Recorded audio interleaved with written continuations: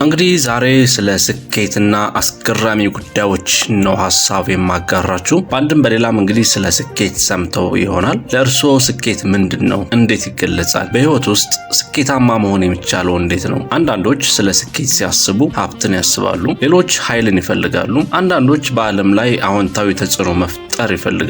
ታዲያ ለእርስዎ ስኬት ምንድነው? እንዴትስ ነው የሚገኘው? እነዚህና የመሳሰሉትን ሐሳቦች በሚኖሩን አጭር ደቂቃዎች አቀርብላችኋለሁ፣ ሐሳብ አጋራችኋለሁ ማለት ነው። በድጋሚ መልካም ቆይታ ይሁንላችሁ። መልካም እንግዲህ ስኬት የብዙ ነገሮች ድምር ውጤት እንደሆነ ይታወቃል። ሰዎች በዚህ ምድር ላይ ሲኖሩ ስኬታማ ለመሆን ከሚያስፈልጓቸው ነገሮች ውስጥ አንዱ ስኬታማ ሊያደርጋቸው የሚችል ባህሪ ነው። በዛሬው ጽሑፌ ከጥናት ውጤቶች ያገኟቸውንና በእኛ ሀገር ነባራዊ ሁኔታ ይሰራሉ ብዬ አመንኩባቸውን ስኬታማ ሆነው ያለፉ ሰዎች ያሳለፏቸውን ስኬታማ ለመሆን የሚረዱ ወሳኝ ጉዳዮችን ከዚህ እንደሚከተለው ጠቆም ላድርጋችሁ። በመጀመሪያ ደረጃ ትልቅ ማሰብ ያስፈልጋል። መቼም የትም በምንም ሁኔታ ውስጥ ሆነው ሁሌም ትልቅ የሆነውን ነገር ማሰብና እሱንም ለማሳካት በእቅድና ዓላማ መንቀሳቀስ እንዳለበት ላስታውሰው ትፈልጋለሁ። ይህ በመጀመሪያ ደረጃ ልናሳካ ወይም ደግሞ ልንፈጽመው የሚገባን ጉዳይ ይሆናል ማለት ነው። በሁለተኛ ደረጃ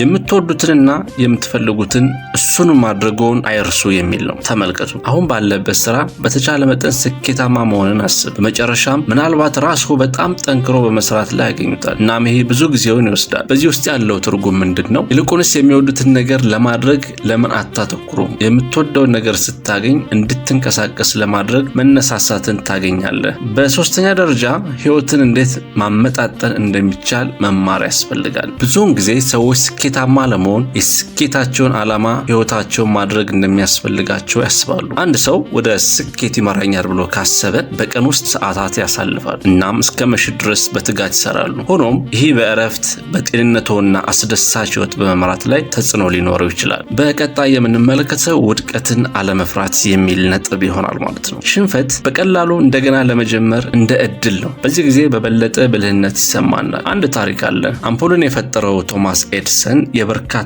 መቶ ያልተሳኩ ሙከራዎች ውጤት ነው። በአንድ ወቅት በቃለ ምልልሱ ላይ ከሁሉም ሙከራዎች በኋላ ምን ተሰማ ተብሎ ተጠየቀ። የሱ ምላሽም እንዲህ ነበር፣ አልተሳካልኝም። አምፖሉን ለመፍጠር በመቶዎች የሚቆጠሩ መንገዶችን ተማሩ፣ እያንዳንዱን አለመሳካት ግን እንደ ትምህርት ተመልክቼዋለሁ ብሏል። ቶማስ ኤዲሰን ተደጋጋሚ ውድቀቶችን ወይም ስህተቶችን አስተናግዷል። እነዚህ ውድቀቶችና ስህተቶች ሳይበግሩት ታዲያ ከስህተቱ እየተማረ በመጨረሻም አሁን ላይ ለደረስንበት የአምፖል ቴክኖሎጂን ለመፍጠር ችሏል ማለት ነው። ቀጥለናል ውድ ተመልካቾች።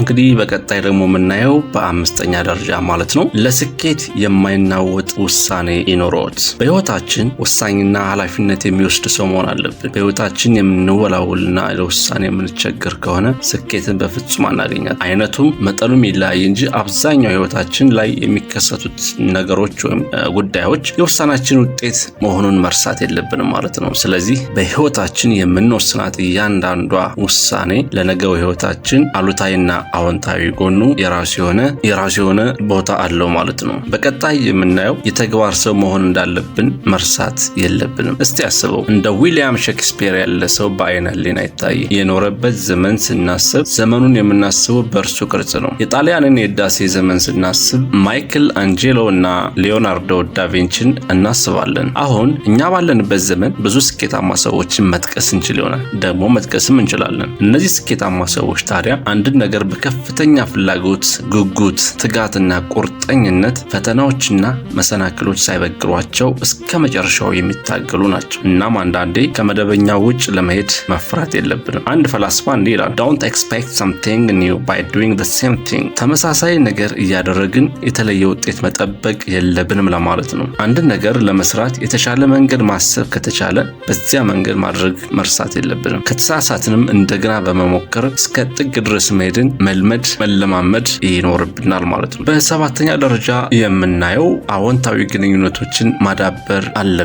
ይሄ በጣም ቁልፍና ወሳኝ የሆነው በህይወታችን ሊኖረን ልናዳብር የሚያስፈልገን ወሳኝ ነጥብ መሆኑን ማስታወስ እፈልጋለሁ። እንግዲህ በስኬት ቀመር ውስጥ በጣም አስፈላጊው ነገር ከሰዎች ጋር እንዴት መግባባት መቻል እንዳለብን ማወቅ ነው ማለት ነው። ብዙ ውጤታማ መሪዎችና አንዳንድ በጣም ተደማጭነት ያላቸው ሰዎች ግርግር የሚፈጥሩ ከሰዎች ጋር የሚጣሉ ወይም ደግሞ ሰዎችን ችላ የሚል ባህሪ የላቸው። ነገር ግን በዙሪያቸው ላሉ ሰዎች ወዳጃዊ የሆኑ ሰዎች ነበሩ። ሰዎች ይወዷቸዋል። አንድ ሰው የሚወድህ ከሆነ ወይም የሚወድሽ ከሆነ በማንኛውም ሁኔታ ሊረዳ ይፈልጋል ማለት ነው። ጥቆማ ከሰጣቸው በደስታ ይከተላሉ። ነገር ግን አንድ ሰው የማይወደውት ከሆነ ለመርዳት እምቢ ማለት ወይም በንቃት መንገዶ ጋር ሊተባበር አይችልም። እናም ሁሌም ቢሆን ተግባቢና ሰዎች የሚወዱን ሊቀርቡት የሚፈልጉት አይነት ሰው መሆን አለብን ማለት ነው። ይሄን የምናደርገው ደግሞ እኛው ራሳችንን ማለት ነው። በስምንተኛ ደረጃ ልነግራችሁ ወይም ደግሞ ላጋራችሁ የፈለግኩት ሐሳብ አዳዲስ ሐሳቦችን ለማስተዋወቅ በፍጹም አይፍሩ የሚል ነው። አዲስ ሐሳብ ያለው ሰው ሐሳቡ እስኪሳካ ድረስ አስቸጋሪ ሊሆን ይችላል። በጣም ድፍረት የተሞላበት ሐሳብ ያላቸው ሰዎች ብዙውን ጊዜ ችላ መባሉ አሳዛኝ እውነት ነው። ታዲያ አብዛኞቻችን ከልጅነት ጀምሮ እንድናስብና ነገሮችን እንደማንኛውም ሰው እንድናደርግ ተምረናል። ይሄ አሁን ያለውን ሚና ለመሙላት በጣም ጥሩ ሊሆን ይችላል። ነገር ግን ነገሮችን በተለያየ መንገድ ለመስራት በተለየ መንገድ ማሰብ ይኖርብናል ማለት ነው። አዲስ ሐሳብ ካላችሁ በፍጹም አጣሉት። ምክንያቱም አዲስና የተለየ ሐሳብ ነውና ማለት ነው። ይልቁንስ አክብሩት። አዎንታዊ በሆነ አስተሳሰብ ተቀበሉት። ያልተለመደው አዲስ ሐሳብህ አንድ ቀን ወደ ስኬት የሚመራ ሊሆን ይችላልና ስለዚህ አዲስ ሐሳብ እና እንዲሁም አዲስ እይታ በአዎንታ ማየትና ከኛ ዓላማና እምነት እንዲሁም ምንነት ጋር አዛምደን ለማየት ብንሞክር ህይወታችን ላይ ወይም ደግሞ ለስኬት በምናደርገው ሩጫ ላይ ትልቅ የሆነ አስተዋጽኦ ይኖረዋል ማለት ነው። በዘጠነኛ ደረጃ ላጋራችሁ የወደድኩት ነጥብ ለማሳካት ባለዎት አቅም ሁሉ ማመን አለባችሁ። ምን ማለት ነው? የዋልት ዲስኒ ኩባንያ መስራች ዋልተር ዲስኒ እንዲህ ይላል፣ ካለምከው ልታደርገው ትችላለህ። ስኬት ራስን እንደምታሳካ መገመት የምትችለው ነገር መሆን አለበት። እርስዎ እና ስኬታማ የመሆን ችሎታውን የሚጠራጠሩ ሰዎች ሊያጋጥሙት ይችላሉ። ከነዚህ ሰዎች አንዱ መሆን የለበትም። ምክንያቱም ማመንና ማለም ያቆሙበት ቅጽበት እነዚህ ህልሞች የሚወድቁበት ጊዜ ነው። ስለዚህ በየትኛውም ደረጃ አለመሆን ማመንዎን እንዲሁም ጥረቶን ይቀጥሉ። ወሬኛ የሚያወራ ሰሪው የሚሰራ እንዲሉ። መልካም እንግዲህ እንዲህ ያልን እንቀጥላለን። በ10ኛ ደረጃ በደንብ ማሰብ ወይም ደግሞ ትኩረት ልንሰጥ የሚያስፈልገው ነጥብ ነው። ምን ይላል? ሁልጊዜ አዎንታዊ የአእምሮ አመለካከትን መያዝዎን አይርሱ ይላል። ከቶማስ ጄፈርሰን ሶስተኛው የአሜሪካ ፕሬዚዳንት ትክክለኛ አስተሳሰብ ያለው ሰው ግቡን ከመምታት የሚያግደው ምንም ነገር የለም ይላል። የተሳሳተ አስተሳሰብ ላለው ሰው በምድር ላይ ምንም ሊረዳው የሚችል ነገር አይኖርም ማለት ነው። ትክክለኛውን አስተሳሰብ ለማዳበር ብቸኛው መንገድ አዎንታዊ አስተሳሰብን በአእምሮአችን በስብዕናችን መሙላት ይሆናል ማለት ነው። አሉታዊ ሐሳቦችን በአዎንታዊዎቹ መተካትን መልመድ ይጠበቅብናል። ችግሮችን መቅረፍ የሚያስፈልግህ እንቅፋት እንዳይሆንብህ ሳይሆን እንድትቀጥል የምትፈልጋቸውን ስራዎች እንዲያግዙ መሆን አለበት። በአዎንታዊ መልኩ ከቀጠሉና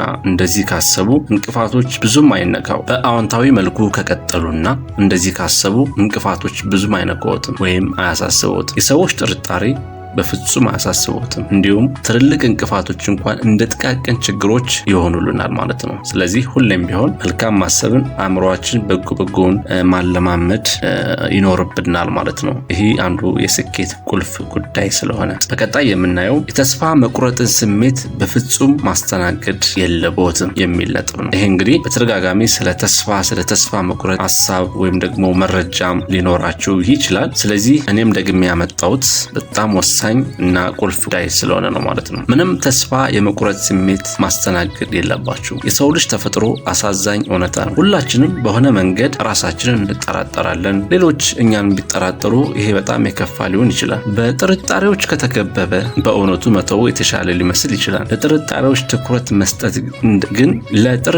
ትኩረት መስጠት ግን እንደሌለብን የስነ ልቦና ሊቃውንቶች ይመክራሉ። ጥርጣሬዎች ተስፋ እስከሚያስቆርጥ መሆን የለባቸው። መልካምና ተገቢ የሆነ ጥርጣሬ ያስፈልጋል፣ እውነት ነው። ነገር ግን እስከየት ድረስ የሚለው በደንብ ሊሰመርበት ይገባል ማለት ነው። ሰዎች ተስፋ የቆረጡ ጊዜ ያኔ የቆሙት እንደሞትን መቁጠር ይኖርብናል ማለት ነው። ስለዚህ ተስፋ መቁረጥ በፍጹም በህይወታችን ውስጥ ልናስተናግደው ከማይገቡ ጉዳዮች ውስጥ መሆኑን መርሳት የለብንም። ይህም አንዱ ለስኬታችን ከምናደርገው እንቅስቃሴ ትልቁን ድርሻ የሚይዝ ነው ማለት ነው።